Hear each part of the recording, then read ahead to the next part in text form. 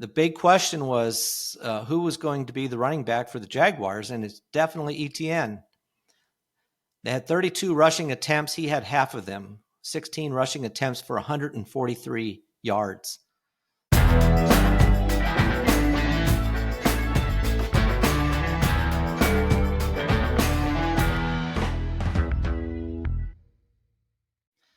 Welcome to Just the Stats NFL, the show that covers the NFL statistical leaders from the all-time greats to the current players leading the NFL. I am Ernie Jennings, your host, as I adjust my mic here. And this is our first episode of a post-game, looking at the games after the fact. First week's in the books, except for Monday Night Football. And some of the games were really good. Some were interesting in other ways. But really enjoyed watching football. So the way I'm going to do this is my take on how I think I'll do in between weeks. Every week during the regular season is I'll do 2 days, Monday, Tuesday. I think I'll do post-game, looking at the games that happened over the weekend. Wednesday, I'll go through the standings and the stats, who's leading the NFL and so forth, whether it's actual, real NFL game stuff or fantasy. And then Thursday and Friday will be previews of the upcoming week. So I think that'll take up the week, each week. Try to get through all the games every week. Now on Friday, I may do a preview, finish the previews, but also do the Thursday night game as well. So we'll see, but that's probably what I'll do. Just throw that one game in there and then move on from there and wait for the Sunday, Monday games. All right, so that's the plan. Any comments on that? You can post them up on Just the Stats NFL on YouTube, or hit me up on X, or even my email at justthestatsnfl@gmail.com, and let me know what you think. All right, so we're going to start with the game that I was definitely the most interested in, which is always going to be the Jaguars. They did win their game against the Carolina Panthers 26-10. They looked pretty good in the game for the most part. Overall, the Jacksonville had 378 yards total offense. Carolina had 255. And a lot of that for Carolina came toward the end of the game when it was 26-3, 23-3, and they ended up getting a touchdown. But Jacksonville, I think, started to play a little different type of defense. I hate the prevent defense, but that's kind of what they did. But we'll look at the stats, but it was a good game for the Jaguars. They needed to get that first game under their belt. So let's look at the teams overall. All right. So one of the things I've been doing is as I have talked about, and if you listen to the pregame ones, is looking at the stats that we're going to be looking at certain players, and as they move up the list of the all-time for their team or for the NFL. So, for example, Chuba Hubbard, who had a decent game, he needed quite a bit of yards. He needed well over 150, 60 yards to move into fifth all-time in the rushing list for the Carolina Panthers. He only got 57. So he has now, which puts him, he's still in sixth, and Deshaun Foster's in fifth, and that's what we're looking at. But he has 3,232 yards now, so he's going to need 105 yards next game, which I'm fine for him getting it next game since it's not against the Jaguars, to pass Deshaun Foster to move into fifth. And then that was really it for the Carolina Panthers as far as stats go. Now for their team in this game particularly, Young, who did definitely show signs of improvement at the end of last year, did not look good. Really didn't look good at all. He was 18 for 35, which is just over 50% for only 154 yards. He did throw one touchdown, but that was honestly more the running back or the receiver, which I think was a running back. No, I guess it wasn't. Oh yeah, it was Chuba Hubbard. Yeah.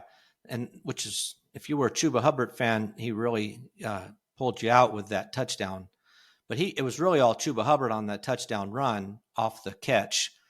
But he did have one touchdown, 2 interceptions. He was sacked only once, but he was harassed a lot. He did fumble the ball once. It just didn't look good at all. He really, it was almost like regression for him. As far as the rushing game goes for them, talking about the main people you might have had, Chuba Hubbard had 16 rushes for 57 yards, and he dominated the rushing in this game for Carolina. They had a total of 25 in rushing attempts, and he had 16 of them. Interestingly enough, Young had more rushing attempts than Dowdle did, which you would have thought that Dowdle would have been the second running back coming off there, but he only had 3 to the 5 for Young. And Travis Etienne's brother had 1 rush for 4 yards in that game. So you had the Etienne brothers in this game together. Now, as far as receiving goes, it was definitely McMillan. This rookie, I think he's going to be good. He had 5 receptions, and considering the fact that he only threw 18 completions, I'm talking about Young, McMillan had 5 of the receptions for 68 yards. He looked really good. You could see he was targeted 9 times, and you could really see Young looking his direction. I think he's going to be the guy.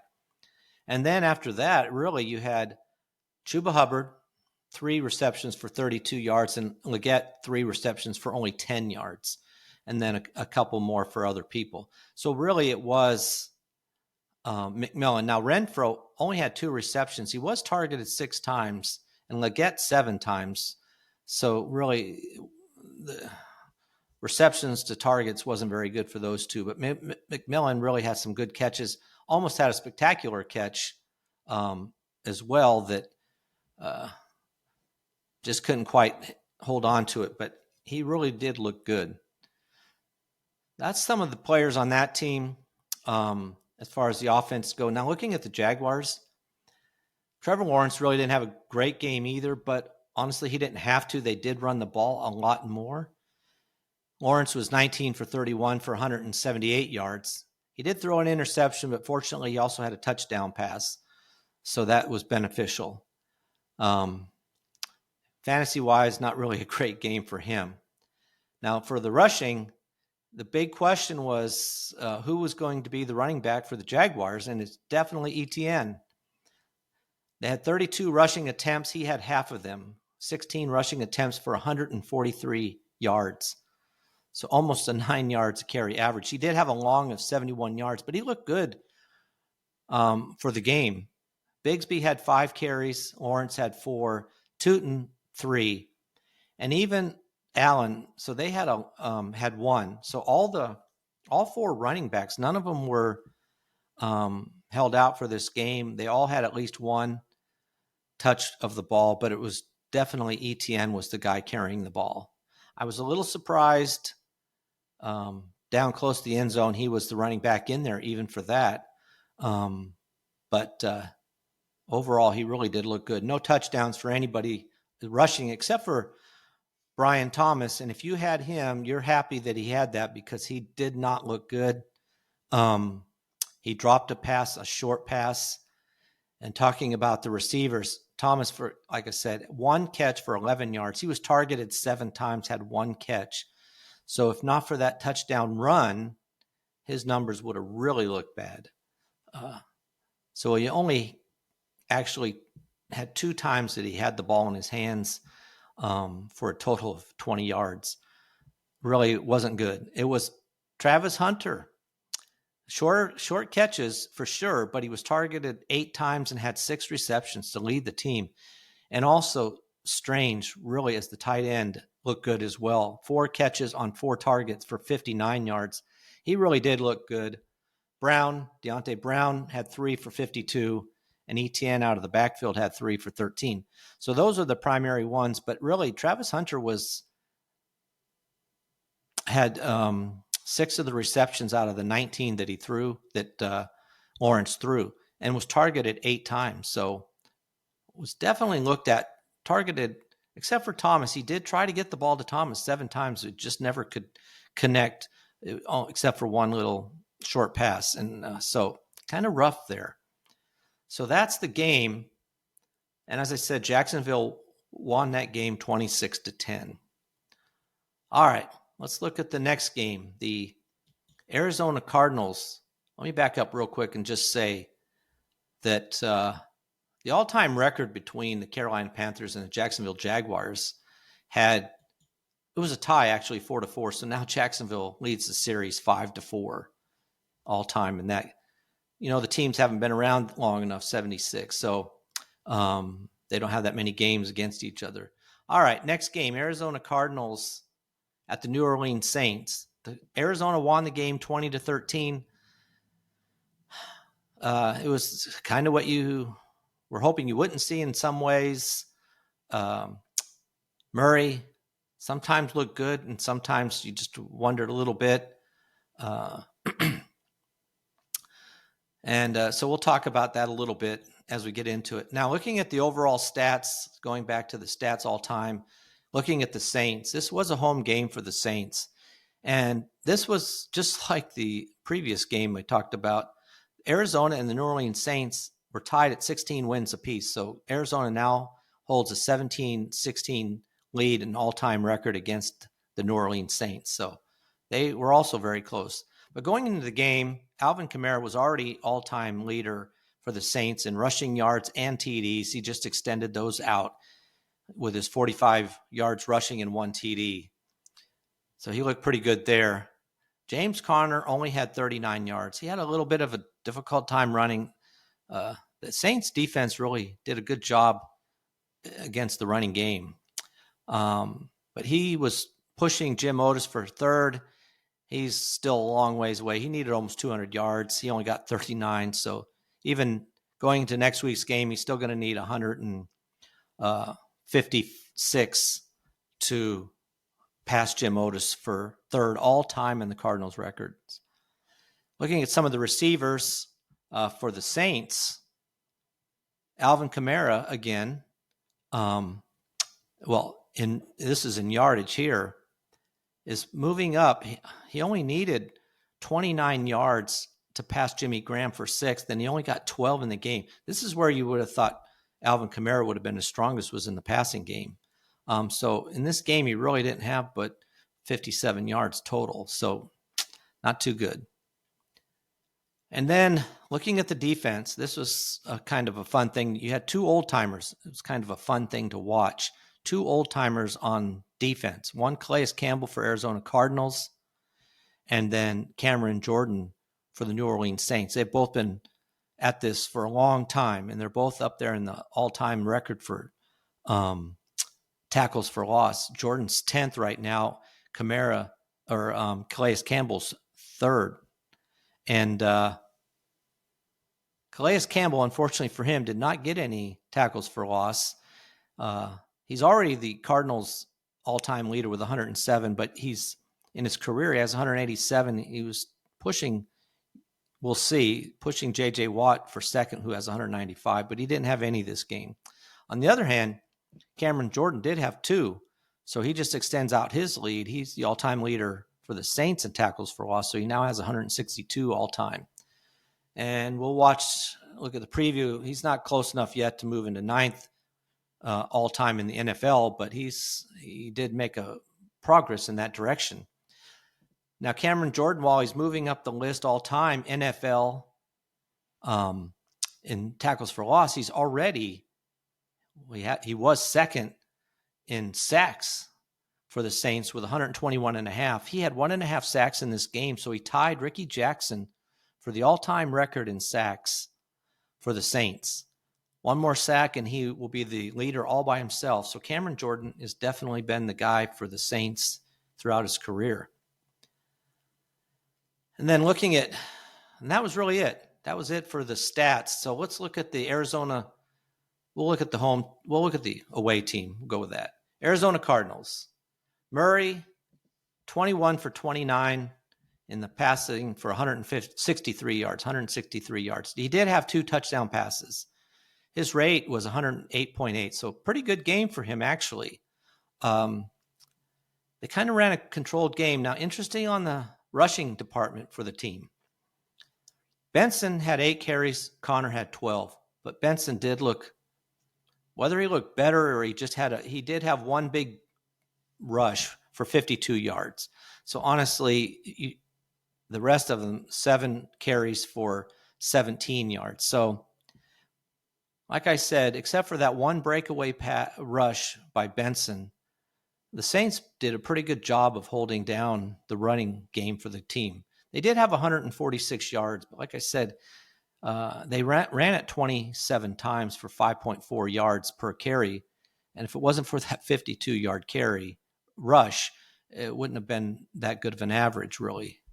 But they did stick to the running game, and they didn't have to pass it. They had the lead pretty much the entire game. They were leading 17-10 at halftime, and then 20-10 by the end of the third quarter. And New Orleans was only able to put up a field goal near the end of the game to make it 2013, Arizona winning it.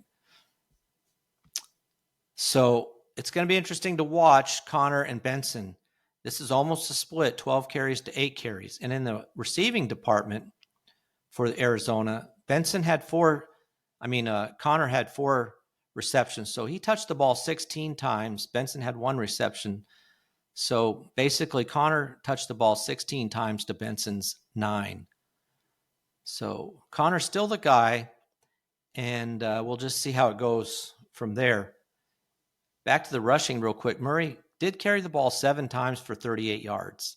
So he did run it a little bit, and most of them were not planned. There was a couple where he was intentionally running it, but even him running, he only averaged a little over 5 yards a carry on that. So now in the passing game, McBride definitely looked as good as he did last year. 6 catches for 61 yards. He really looked good. He was targeted 9 times. Now, Marvin Harrison did look good. Compared to last year, I really thought he looked good. And he does look, if you saw the game, he put on 11 pounds of muscle. He really looks much stronger. And in fact, in a 45-yard pass he had, he really fought off the defender and caught the ball. Really good. He did look good. He had 5 catches for 71 yards, and he had a touchdown pass. So he was targeted 6 times. So the tight end McBride 9 times, Harrison 6 times. And then Connor had 4 receptions, but only for 5 yards, but one of them was a touchdown. So Connor did ultimately have a decent game. He didn't have many yards. He only totaled out to 44 yards, but he did have 4 receptions, and one of them was a touchdown. So that helped his stats somewhat. And then you had a bunch of other receivers who only had 1 catch. But the top 3, McBride, Harrison, and Connor for the team. All right, looking at New Orleans. Now, Rattler was the quarterback, 27 for 46. No interceptions, no touchdowns. He was sacked once. He had a rating of 70.4. He looked all right. Not great, but he did have 27 completions, but for only 214 yards. I don't know. I guess he's doing the best he can. They really are going to need a quarterback. Now, in the running game, Alvin Kamara was 11 carries for 45 yards for almost a 4.1 average. And he did have a touchdown run. And after that, it was really a mixture. Rattler had 4 carries for 29 yards. And then you had Miller and Neal for the rest. So 22 carries for the team. Kamara had 11 of them. In the receiving department, Johnson, which was a little surprising here, had 8 receptions for 76 yards. He was targeted 11 times. Now, Olave was targeted more times, 13, but he had 7 receptions for 54 yards. So Olave was targeted quite a bit, and so was Shaheed. Shaheed had 9 targets, but 6 receptions for 33 yards. So those were definitely your top 3 receivers in the game. Kamara only had 2 receptions for 12 yards. So they were looking a little bit more not a little bit, quite a bit more to their wide receivers. And Olave, he's the guy you're going to watch a lot. And Shaheed is somebody actually you can pick up here and there. And Johnson, I bet money. I haven't looked for Johnson yet, but I bet money you could pick up him in fantasy leagues. I don't know if it's going to be the way it is all the time with Johnson having 11 targets in the game, but we'll see. So those are some of your leaders for the Saints with the game. Like I said, Arizona winning it 20-13. All right, next game, Tampa Bay Buccaneers at Atlanta Falcons. That game was a good game as well. Very close. Tampa Bay ended up winning it 23-20. And now the Tampa Bay Buccaneers tied the series. This was another close series. They're not all going to be this way. Atlanta had led the all-time series with Buccaneers by one game. Now they're tied up at 32 games apiece, each team winning 32. Now in this game, looking at some of the overall stats, start with the Falcons. Bijan Robinson, well, he needed quite a bit to move into 9th all-time. He only had 24 yards. So that was not good, obviously. So he didn't move up into 9th, not even close. He's got a long way to go still. Now, Mike Evans, well, that's still the other. Let's look at the rest of these are all Buccaneers. There was really nothing going on for the Falcons. Now, for the Buccaneers all-time, Baker Mayfield only needed one touchdown to tie Trent Dilfer for 6th all-time in touchdown passes. He actually ended up with 3, so he passed him to move into 6th all-time with 72 touchdown passes. Next up for him is Doug Williams, who has 73. So Baker Mayfield is looking at moving into the 5th spot all-time for this team. So we'll watch that probably next week. If he throws another 3, he'll definitely be on the way. Looking at receiving, Mike Evans already owns all the records. He just extended out his receptions now to 841. He had 5 in the game to extend his all-time record for the Buccaneers in receptions and in yards. He pushed that out to 12,735 yards. So he is moving up the ranks, already number 1 on the team, but moving up all time as well. Now, for the Buccaneers, Levante David, another player on defense, already holds the record for the team with 169 tackles for loss, which is what he had going into the game. He had 1 more, so he's at 170. So he's got a huge lead over anybody else as far as the team goes. So those are some of your all-time stats. Now, looking at the team as overall, Atlanta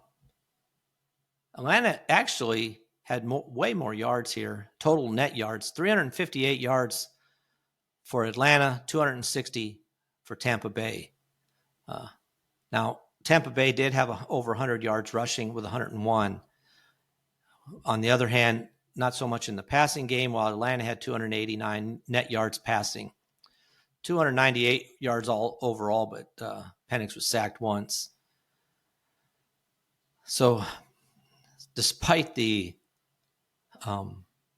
total yards by Atlanta, they ended up somehow losing this game, but stats don't always tell the story there. Now in this game, looking at Atlanta, Penix, which was somebody everybody was interested in, see how he would do, threw the ball 27 out of 42. So quite a bit, 298 yards, 1 touchdown, had a 93.2 rating, quarterback rating. So not too bad, actually. Pretty good game for him. Now, the problem here was the rushing department. Robinson rushed the ball 12 times for 24 yards, and Algier rushed the ball 10 times for 24 yards. Penix actually, which is not something you would see him always doing, had 6 carries for 21 yards, and he actually had a touchdown. So they ended up with only 69 rushing yards for a 2.46 average. Really bad. They just did not have a running game going at all, which really put a dent in their game. Looking at the receiving then, it was London, though.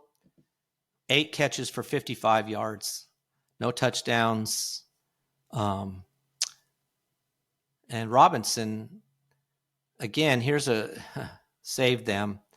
If you had him, obviously you're starting him on your fantasy team. He had 24 yards rushing, but he did have 6 catches for 100 yards receiving. So that really made his game. 50-yard touchdown pass he caught, which obviously mostly the running part in there. So he did have a touchdown there.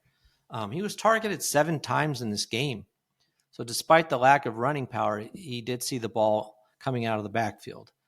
One other receiver I want to talk about is the tight end Kyle Pitts. This was another curious thing for people. How was he going to fare in this game? He hadn't looked good the last couple of years, but he did quite well. 7 catches for 59 yards on 8 targets. So really a good game for him. Now, is this going to be the norm for him? We'll have to see.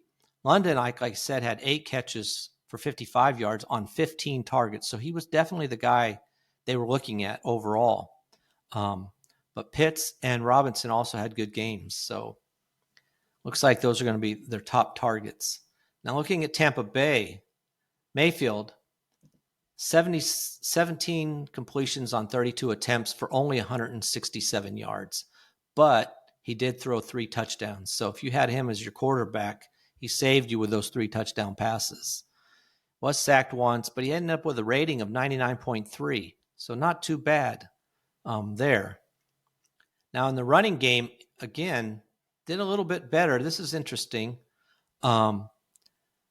Mayfield had 5 carries for 39 yards to lead the team as far as yards go. Irving, obviously the leading running back, had 14 carries for 37 yards for only a 2.67 yards per carry. So Atlanta defense did quite a good job holding. Actually, both defenses did good jobs holding the other team's running game down. I mean, Tampa Bay did run for 101 yards, so they did make an effort on 23 attempts. So Irving, out of 23 attempts, had 14 of the attempts. And then the quarterback had the other 5. No one else. I mean, White only had 2. And Igbuka, coming out of as a wide receiver, had 1 carry for 9 yards. So they ended up with almost a 4.4 yard average rushing. So, which is a good thing to see that they pushed that ball. They made the attempt to run it despite it not being there really for them in the game. Now, in the passing department, Mike Evans had 5 catches for 51 yards, no touchdowns. And the rookie, Igbuka, everybody's been wanting to see, and I have wanted to see this too because I do have him on a couple of my teams, had 4 catches for 67 yards. 1 was a 30-yard touchdown pass. He had 2 touchdowns in the game. He was targeted 6 times. Evans was targeted 8, so those were definitely the 2 you're looking at. Now, Shepard had 3 catches for 39 yards. He was targeted 6 times. And Irving out of the backfield was targeted 4 times. He did have 4 catches, but only 8 yards. But one of them was a touchdown. So good for him. Again, this is a running back, like we've seen even with Atlanta and other games, where the running back did not look good on the ground rushing it, but saved his stats by having a touchdown reception. So those were the players on that team. So we end up, as I said, Tampa Bay winning the game 23-20. All right, let's move on to the next game. Pittsburgh Steelers versus the New York Jets. In this series, the Pittsburgh Steelers lead the New York Jets now 23-7. This is a crazy game in a way. The game, Pittsburgh won the game 34-32. And I only say it's crazy in the sense that you've got 2 teams with pretty good defenses. I would not have expected to have a game with this kind of a score. That's what I find amazing. I just didn't think that would be the score. I thought it might be something like 17-10 or something like that. But no, it was 34-32. Quite a game. Now, when we're looking at the overall numbers, looking at the Jets, we'll start with the Jets. In the tackles for loss, this is really the only category that either team had anybody. But in the tackles for loss department, Quinnen Williams and Quincy Williams are 7 and 8, respectively, in the tackles for loss numbers. And John Abraham and David Harris have 55 apiece. They're 5th and 6th. They're tied for 5th, really. So Quinton Allen came into the game with 52, and Quincy Allen came into the game with 50. Quincy Allen had 1, so he's got 51 now. Quincy Williams had 1 for 51, and Quinton Williams had 2 for 54. So he only needs 1 more to tie Abraham and Harris for 5th all-time and 2 to move into sole 5th place all-time. Quincy Williams still needs 4 to tie and 5, so he'll probably be a couple weeks before he moves up this list. But Quinton Williams did have a good game with 2 tackles for loss. Now, on the Steelers side of this has been a battle for their all-time number 1 position. Right now, Cameron Hayward leads the team with 133 tackles for loss all-time. This was going into the game. TJ Watt had 126. So they were 1-2 all-time for Pittsburgh. Well, after the game, Cameron Hayward had 1, TJ Watt had 2. So now it's 134 for Hayward, 128 for TJ Watt. So he's cut the Cameron Hayward's lead from 7 to 6. So this will be a thing to watch the entire season. 2-to-1 ratio, TJ Watt will catch him, in say 7 more weeks. 7 more weeks. So that'll be fun to watch. All right. Looking at the overall stats for this game. And again, here's another game where New York Jets had 394 yards, total net yards. Pittsburgh Steelers had 271 net yards. Quite a big difference for the Jets, who come up on the losing end of this game. Rushing was the big area here. The Jets had 182 yards rushing, while Pittsburgh only had 53, despite running the ball 20 times. In the passing department, we'll get to those stats, but 218 yards passing for Pittsburgh, 212 for the Jets, so pretty close there. The only problem was Rodgers was sacked 4 times in this game. Still held on to win the game, but pretty good. All right, let's look at the Pittsburgh Steelers. Actually, you know what? I want to go with the loser first. So let's look at the Jets. Justin Fields, 16 passing completions on 22 attempts for 218 yards with 1 touchdown, no interceptions. He had a quarterback rating of 119.1. That's excellent. Really good. So you got to be excited for the Jets. You hate to see a loss this close, but you got to be excited with that kind of numbers for the quarterback. Now, Breece Hall, going into this whole preseason, just heard all kinds of stuff about Breece Hall. And, was he going to split time with Allen or not? Braylon Allen, and it's just all kinds of negative vibes around Breece Hall. Well, you can put those to rest. I guess it was just preseason gossip or something, because Breece Hall had 19 carries for 107 yards. He definitely led the team in rushing, while Braylon Allen had 6 carries for 9 yards. Now, Braylon Allen, if you had him, he did have a touchdown rushing, so that saved his stats. It was on an 8-yard touchdown run. So the rest of his carries had 5 more carries for 1 yard. Like I said, Breece Hall had 19 carries for 107. Justin Fields had 12 carries himself for 48. So those are your leading 2 running backs, rushers, I should say, not running backs. And I'm pretty sure this is going to way it's going to be every week, with Hall leading and Fields second, if we go by this. So a really good running game here. 39 rushes in this game, 31 by Hall and Fields, and only 8 by the Davis and Allen, for 182 yards and almost a 4.7 yards per carry average. So pretty good. Now, when it comes to receiving, it was Garrett Wilson exclusively, really, here. 7 of the catches. So Fields had 16 completions. Wilson had 7 of them on 9 targets. 7 catches, 95 yards, and a touchdown. So a really good game for him. Breece Hall had 2 receptions for 38 yards. Pretty good for him. So he had a really good game. He touched the ball then 21 times in this game. Definitely the leading guy on this team as far as that goes offensively. So those are your leading players for the New York Jets. Now looking at the Pittsburgh Steelers, Rodgers, 22 for 30. Not bad. Really, actually good. Only 8 incompletions, 22 for 30 for 244 yards. He was sacked 4 times, but he did throw 4 touchdown passes, no interceptions. So he had a quarterback rating of 136.7. This is against a really good Jets defense too. And obviously Pittsburgh had a good defense as well, and one of the better ones. But Rodgers had a good game there.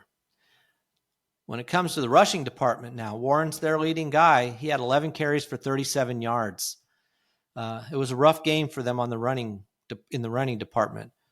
Gainwell was second with 7 carries for 19 yards. So no one really rushed the ball. They ended up with 20 carries for 53 yards for a 2.6 yard average. So pretty weak there. It really ended up being on the arm of Rodgers in this game.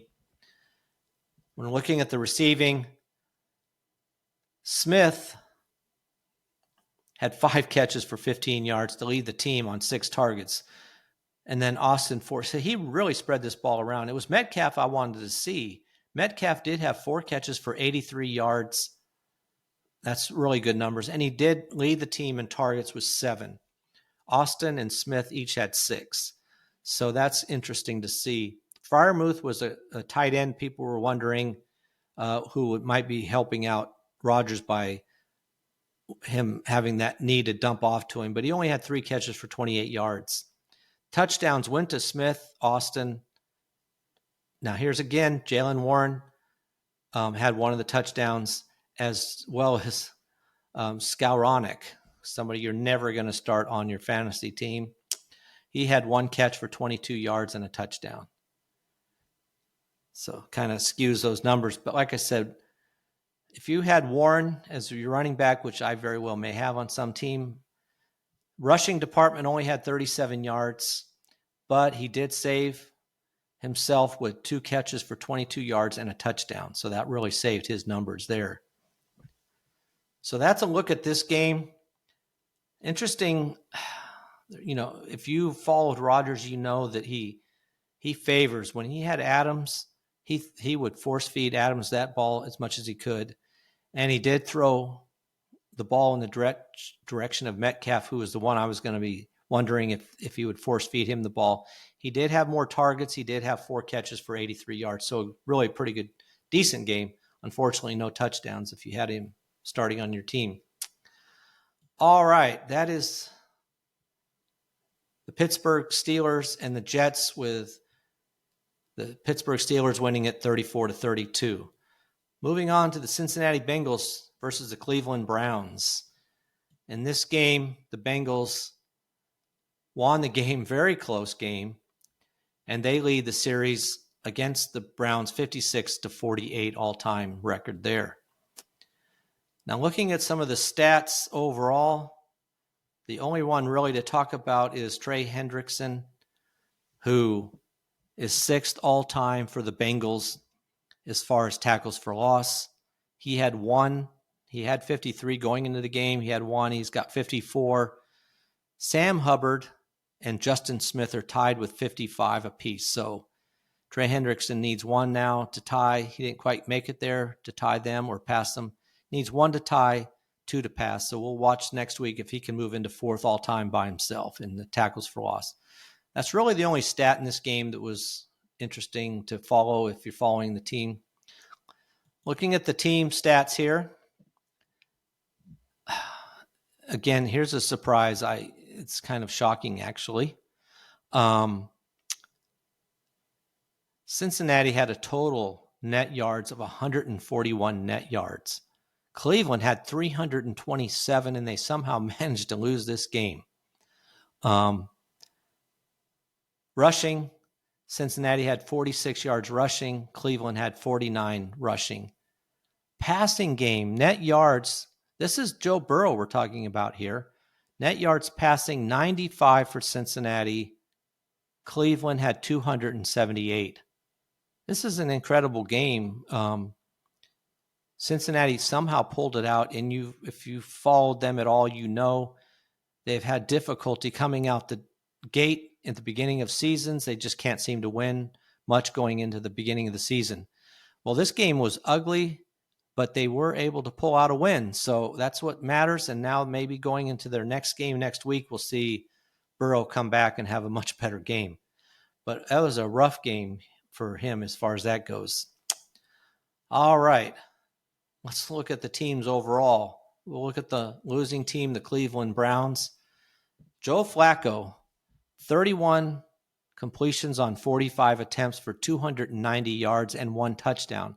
Unfortunately, what kept them from winning is he had 2 interceptions. He was sacked twice as well.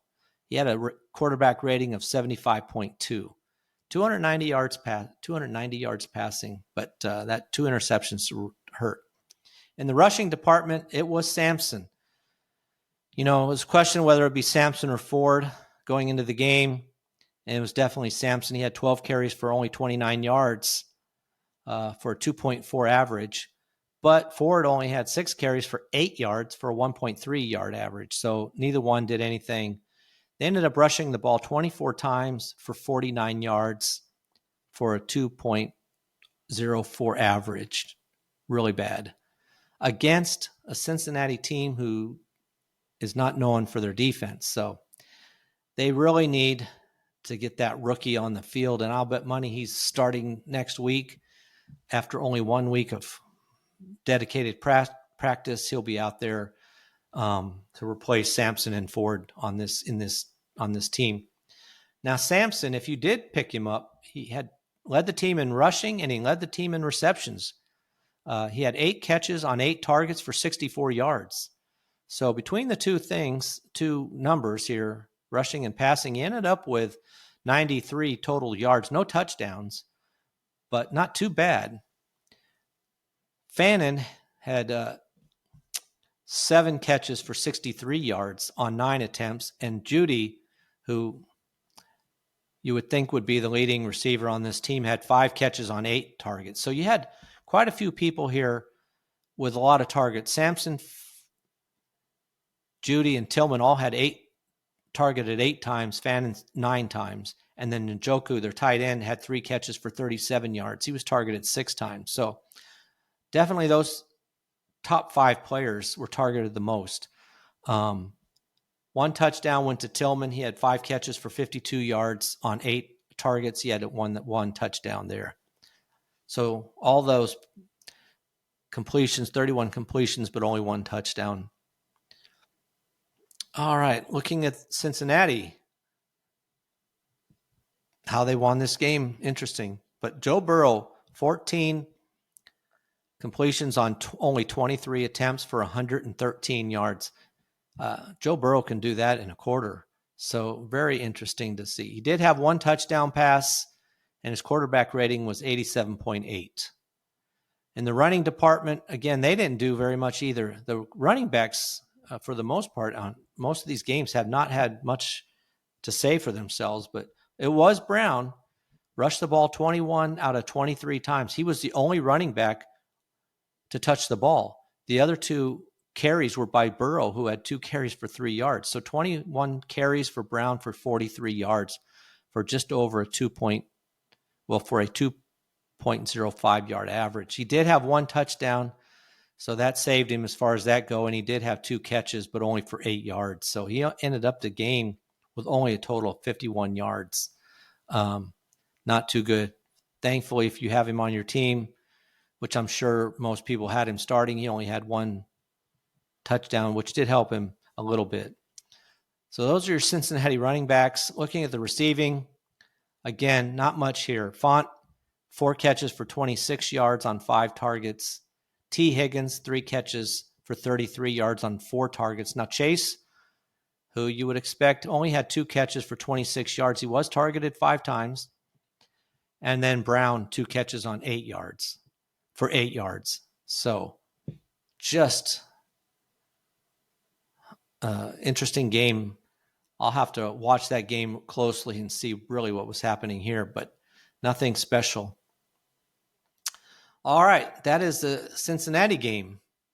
Thankfully, if you're a Cincinnati fan, you wanted to get out the gate with a win. You got it. It might have been ugly, but you did get it.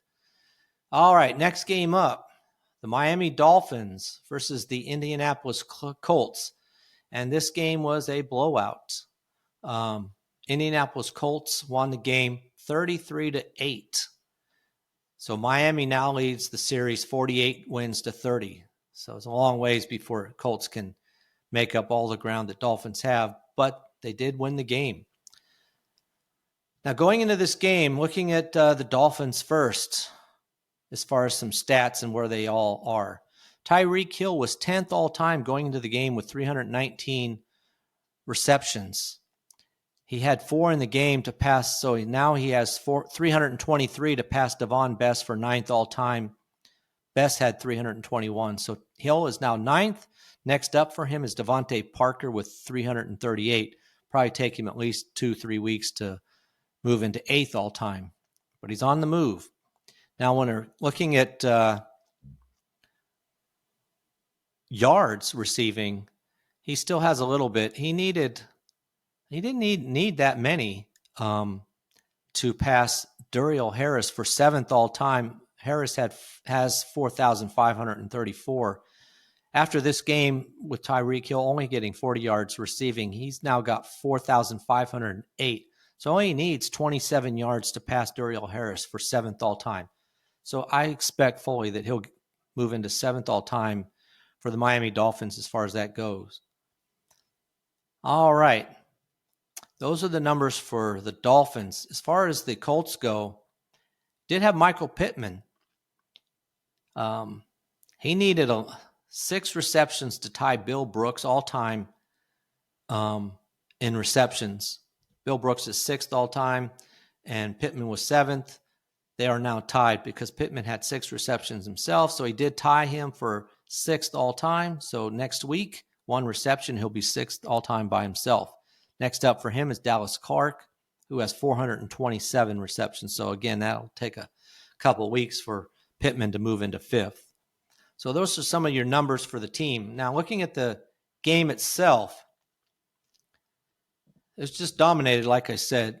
Total net yards for Indianapolis, 418. Miami had 211.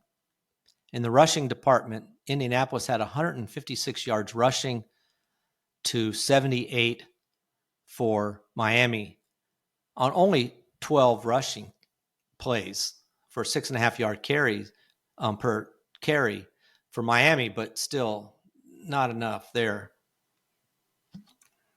And obviously, by halftime, they were already down 20-0, so they didn't have time to be running the ball too much. They ended up having to pass it a lot, which didn't really help them out much either.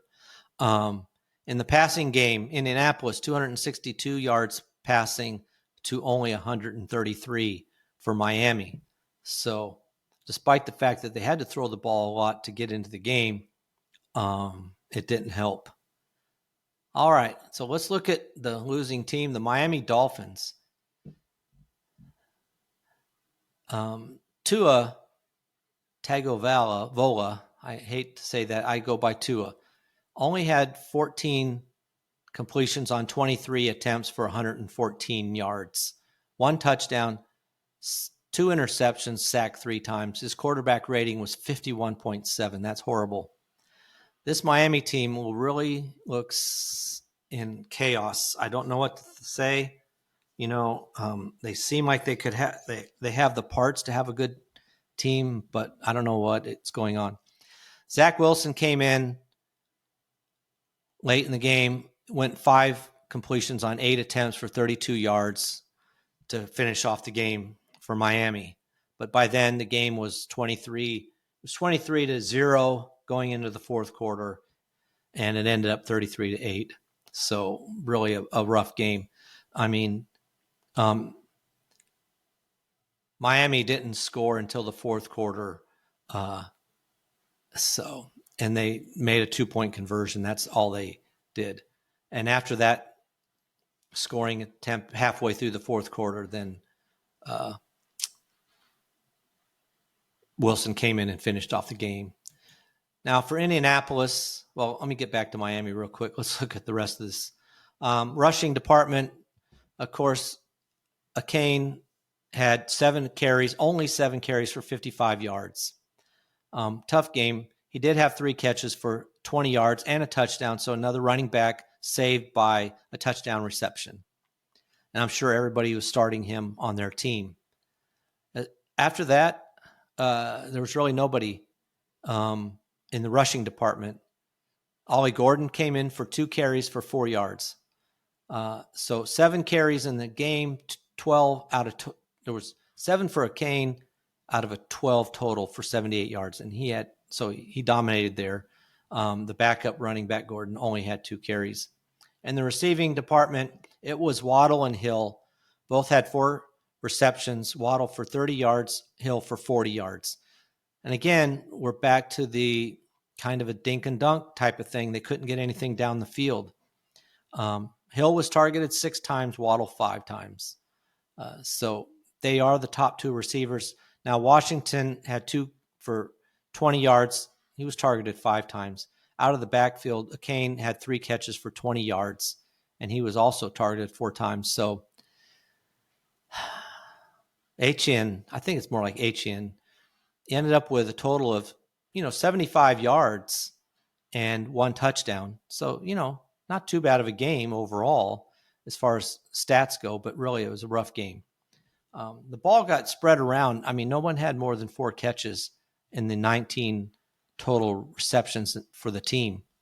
Really, it was just an ugly game for them. Now, looking at Indianapolis, Daniel Jones, and he deservedly grabbed that number 1 starting spot. He was 22 completions on 29 attempts for 272 yards for a quarterback rating of 115.9. Really a good game for him. Had a touchdown pass, no interceptions, was only sacked 1 time. So he really did have a good game. Now in the rushing department, it was Jonathan Taylor, obviously, 18 carries for 71 yards. And he would have, you hate to see a blowout if you're a fantasy guy, because then they put Giddens in. He had 12 carries for 41 yards. But, there's why have Taylor out there in the fourth quarter when they're already up 23-0 going into the fourth quarter? You might as well let some backups play. Now, Daniel Jones did have 7 carries for 26 yards himself and 2 touchdowns. He had the 2 rushing touchdowns. And this is what's going to hurt, why I don't like to pick often running backs who have quarterbacks that do a lot of running and for touchdowns. It took those touchdowns away from Taylor. But Jones had 7 carries, 26 yards, and 2 touchdowns. On the receiving department, it was Warren, the tight end, really had a good game, 7 catches, 76 yards on 9 targets. And then Michael Pittman had 6 receptions for 80 yards, 1 touchdown on 8 targets. So those were by far the 2 leading receivers.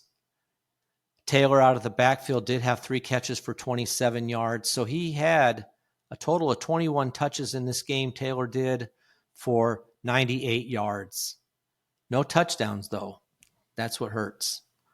Downs, who a lot of people praise as one of the, really hidden talents, but he only had 2 catches on 3 targets, 2 catches for 12 yards. They really do have a good team here, and it's going to be interesting to see. You can see how well they played, and, their stars, Jones, Taylor, and their tight end, Warren, they could really have dialed it back by the end of the third quarter. So, you could see even bigger numbers by this team going into their next games coming up. So Indianapolis wins the game 33-8. All right. Let's see here. Do one more game, and then we'll move on. Maybe 2 more games, really. All right, let's look at the Las Vegas Raiders and the New England Patriots. This game, the Patriots lead the series 21-0.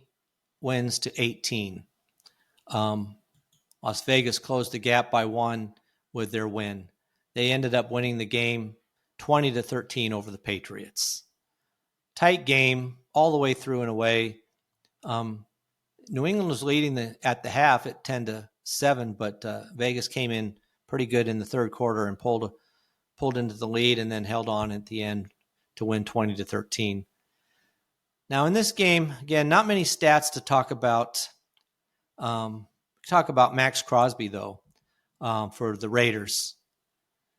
He's already the team's leader in tackles for loss, and he had one more to his total, so he's now got 106 tackles for loss to lead the Raiders all time. In the sack department, going into the game, he needed 2 to move into a tie for 4th. He only got 1.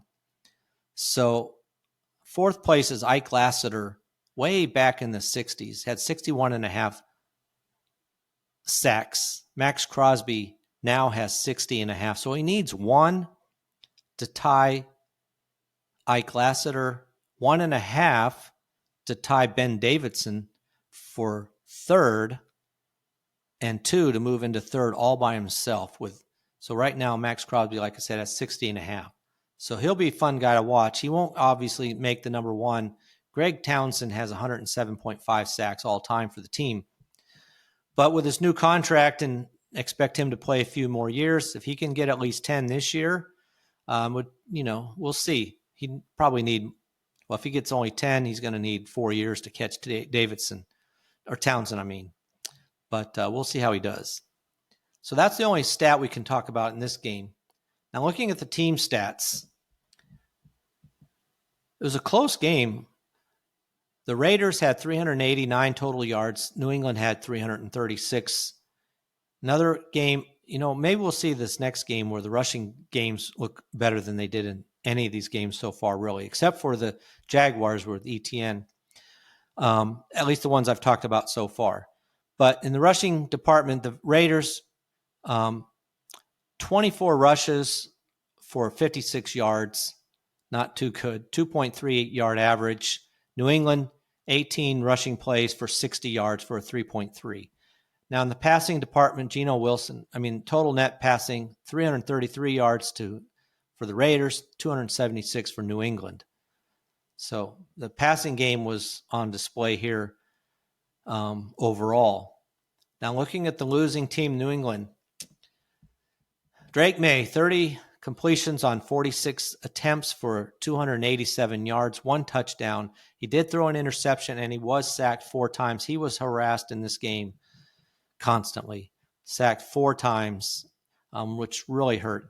This game, the penalties, I don't know what was happening here, and some of them obviously were legit, but it just seemed the penalties flew in this game exorbitantly. It really, really interrupted the whole play of this game. Now, in the running department, Henderson only had 5 rushes for 27 yards. So not that great. Now, Stevenson, the other running back, had 7 carries, but only 15 yards. So for a 2.14 average. Henderson had 5 carries, like I said, for a 5.4 average. But 14 of those are on 1 play, so 4 carries for 13 yards on the rest of them. But he still definitely looked better as far as that goes. And then Drake May had 4 carries himself, but only for 11 yards. Looking at the receiving game, Boutte was the guy. It's kind of interesting is to see who was going to be the receivers here.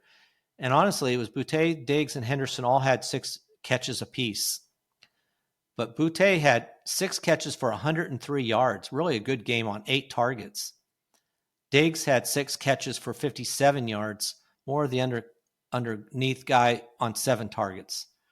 And then Henderson had 6 catches for 24 yards on 6 targets. So he caught all his passes thrown his way, but only for 24 yards, 4-point yard average.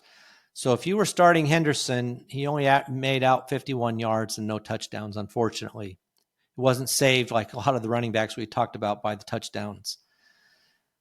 All right, those were your leading receivers. Hunter Henry had 4 catches on 8 targets for 66 yards. He did have a big catch, 27-yarder. And the other one was Douglas. Douglas, he was another one to watch as far as receivers. He had 2 catches for minus 2 yards. Isn't that crazy? But he did have a 2-yard touchdown catch. So 2 catches, minus 2 yards, but 1 touchdown. That's crazy. And he was throwing the ball his way 7 times, but he only had 2 catches. I don't know about that. We're going to have to see how that goes. And if they start shifting over to Boutte, he looked good.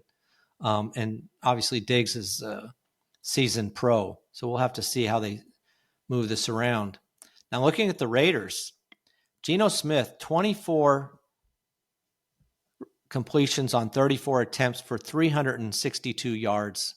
Really a good game there. 1 touchdown, did have 1 interception, but he had a quarterback rating of 102.8. So pretty good game for him. Now they did try to feed the ball to Giante. He had 19 carries for only 38 yards, 2.0 average, but he did have 1 touchdown. So that was a saving thing. They ran the ball 24 times. Gente had 19 of the carries. Smith had 2, and White, coming off the bench, had 3. Looking at the receiving department, a couple of big players here. Jacoby Myers had 8 catches for 97 yards. Really a good game on 10 targets. So he was targeted the most, but Bowers was right behind him. He had 5 catches for 103 yards. So they both had big games. Bowers was targeted 8 times, so he caught 5 out of 8. So they both had the big games. Now Tucker only had 2 catches, but one of them, that was the touchdown catch. He had 2 catches for 54 yards. Another wide receiver, Meyer, had 4 catches for 38. Now, Gente only had 2 catches for 2 yards. I thought you might see more of him coming out of the backfield, but no, it was mostly the wide receivers. And that's because Smith likes to throw it down the field a little bit more, not so much to the running backs. He'll rather gamble on those long passes. So even Thornton had a good game, 2 catches for 45 on 4 targets, and he almost had another catch too. But so really the wide receivers did quite well here, and Bowers, of course. So a good game for them overall. And in this game, like I said, Vegas held on to win 20-13. Now we're going to finish this one more game because this is the last 1:00 game. We'll look at the New York Giants versus the Washington Commanders. Now, the Giants lead this series 108 wins to 74 for the Commanders and 5 ties. So the Commanders were able to pick up one more game, but it'll be, like I said, a long time, as I said in other games, before they catch the Giants overall. Now, looking at some of the stats in this game, the only team to really look at is the Commanders. Terry McLaurin, he needed a little over 100 yards, and he only had 27 in the game, so he's still at 6th all-time behind Bobby Mitchell. So maybe the next game, he now needs 87 yards in his next game to pass Bobby Mitchell for 5th. And the same in tackles for loss department.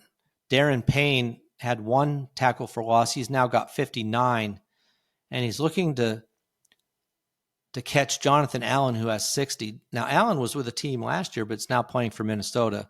But he's 2nd all-time on the team with 60 tackles for loss. So Payne now needs 1 to tie, 2 to pass him. So those are the only records of note for this game. Now, looking at the team stats, big game by Washington as far as total net yards, 232 net yards to the Giants' 231. And on the ground, rushing, the Commanders had 220 yards rushing versus 74 for the Giants. So really a good game there. Passing game, Giants had 157 yards passing. The Commanders had 212. So really a good game for the Commanders. They really had it under control. I mean, sometimes it didn't look great, but, they're still working at it. But they did have a pretty good game. 25 first downs for the Commanders in this game. And they, like I said, they had a pretty even game here between the running and the passing. All right, let's look at the losing team, the New York Giants. Well, Russell Wilson had a rough game. He's only sacked twice, which is amazing that he's only sacked twice, honestly.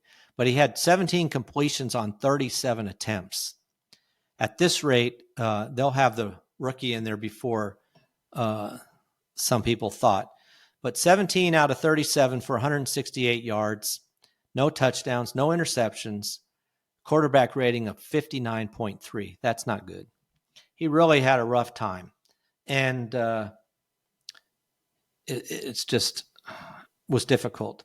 In the running department, he actually led the team in rushing on 8 attempts for 44 yards. Tracy had 10 carries for 24 yards. Now, this game wasn't completely out of hand. I mean, at halftime, it was already 14-3, but it was never completely a blowout. And by the end of the third quarter, it was 14-6. So there was some running going on, try to maintain a balanced game, but the Giants just didn't have it. So the Giants ended up with 23 rushing attempts for 74 yards for a 3.2 average. Just okay. But Tracy, 10 for 24. We'll have to see how this is going to go. Now, Scatabo came in, he had 2 carries, but minus 3 yards. So didn't impress either, but only had 2 carries. In the receiving department, well, Robinson and Neighbors. Robinson had actually more receptions, 6 receptions for 55 yards on 8 targets. Now, Neighbors had more yards, 5 receptions, 71 yards. He was targeted 12 times, had 5 receptions on 12 targets. And the teams are just sitting there looking for him, which makes it that much more difficult to get him open. But, yeah, those were the only 2 really receivers. Scatabo had 2 catches for 12 yards, as well as Tracy 2 for 11. Just not very impressive in the passing game. All right, let's take a look at the Commanders. Daniels, 19 completions on 30 attempts for 233 yards and 1 touchdown. He was sacked 3 times. They were after him pretty well in this game, too, the Giants. They have a good defense. Anyway, Daniels ended up with a quarterback rating of 98.3. In the running department, Daniels led the team in rushes with 11 for 68 yards. And Merritt, interestingly, was the guy that came in. There was a question of who was going to be, but it was Merritt. Had 10 attempts for 82 yards, but one was a 42-yard rush. He had 1 touchdown. So pretty good game for him. 10 carries, 82 yards, and a touchdown. Eckler did have 6 carries for 26 yards. So those are your top. And they did run the ball 32 times, but like I said, Jaden Daniels had 11 of those. So it was Merritt and Daniels leading the team. In the receiving department, Deebo Samuels did come in and did have a good game. 7 catches, 77 yards to lead the team by quite a bit, really. 10 targets. No one was even close. Zach Ertz had 5 targets, the second most, but Deebo Samuels was targeted by Daniels a lot. Eckler had 3 receptions for 31 yards. And if you're looking and wondering, Terry McLaurin, only 2 catches for 27 yards. I don't know if it had something to do with not practicing as much or the contract situation or whatever, but not a good game for him. Of course, with the Giants defense, he was pretty well shut down. Zach Ertz did have 3 catches for 26 yards, but it was Deebo Samuels could get open. Seemed like anytime he wanted to. None of them were super long. 21-yard was his longest reception, but he was good for 3 first downs. He did have a good game. And I had heard a lot going into this that he was looking pretty good. as somebody that Daniels was going to be looking at to save him when he's running around. All right, so that is that game. Washington ends up winning it 21-6. That's a look at the games, the 1:00 games on Sunday. My next podcast will look at the games from the night games and also the Monday night game. So that'll be interesting to see how the rest of these games go. See if there's anybody that can have a better game, running game. Really, we're talking about one guy, ETN, had a really good rushing game. All right, that is a wrap for this episode. I appreciate you listening. It was longer than I expected, but I wanted to get all those 1:00 games. I appreciate if you like and subscribe. You can do that on YouTube at Just the Stats NFL.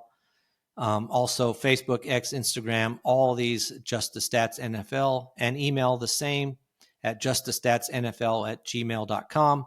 Appreciate you listening, and that is a wrap for this episode of Just the Stats NFL. Until next time, I'm out.